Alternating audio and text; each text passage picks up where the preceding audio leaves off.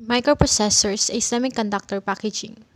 Integrated circuit packaging foundries, manufacturers of big semiconductor, sell wafers to other semiconductor companies. TSMC, Global Foundries, and UCM are main foundries. Fabless, small companies that buy from wafer foundries, they design and market chips. OSATs, outsource assembly and test companies where packaging services work for fabless foundries. IDMs, integrated device manufacturers, they design, manufacture, and package. Single die packaging, 1970s traditional forms of package including a single die into package, system on chips, a host system in a single chip. Multi-chip module, developed in 1980s, offered more functionality, simplified design, and higher yield than SOS but higher price. System on package stacks ICs horizontally and vertically, has a simple design and verification. System and package evolves from SIP, highest technology, has a mount embedded substrate, components like SIP and SOC mounted on top. Traditional packaging technology. Pin through hole, pin inserted into a socket or soldered through hole. Dual inline packaging, easy automatic assembly, structure of the chip limits maximum number of pins, pin count 4 to 64. Single inline packaging, multiple dies in a common substrate into a single package. Surface mount technology, solders directly on top of board, easier and faster automated assembly. Quad flat package, gowing shape leads on 4 sides, much higher number of pins. Pin counts on 32 to 304, widely used in ICs today. Pin grid array, pin surface of the chip, arranged in a grid array, fragile and unreliable, usually used for computers. Ball grid array uses solder balls instead of pins, higher performance, higher speed, more resilient, and widely used today.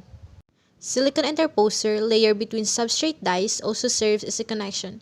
Passive interposer acts as interconnection, communication among dies and package, and to inputs and outputs. Cannot perform functions, and higher wiring density. Active interposer, fully functional chips embedded in the silicon substrate and low TSV density. Structure of the interposer, through silicon bias, vertical pathway through silicon interposer, distribution layer, horizontal pathway along the interposer, under bump metallization, thin pad connecting the solder bump and the copper in the RDL. Silicon interposer between SiP substrate and dies, shorter interconnection, heterogeneous integration, better heat management, harder to integrate, need for advanced technological planning execution, need for heat management techniques, and unreliable manufacturing. 3D packaging, vertical and horizontal integration in package, 3D stacks, group of dies performing the same function, increased functionality, density, shorter wiring, heat management, higher density cost. Manufacturing process interconnections. We have wire band. It is an interconnection between die and packaging using wires. Most effective and flexible, high reliability, uses pressure, heat, and ultrasonic energy to weld the metals. It has 4 types: the ball banding, wedge banding, stud or bump banding, thermosonic banding. Also, flip chip connects semiconductor device to board using solder bumps, deposit on a pad, smaller chip, and shorter interconnection. Interposer, already discussed, but for manufacturing process, it has photolithography, etching, oxidation, deposition and filing, chemical metal polishing, RDL fabrication, backside processing.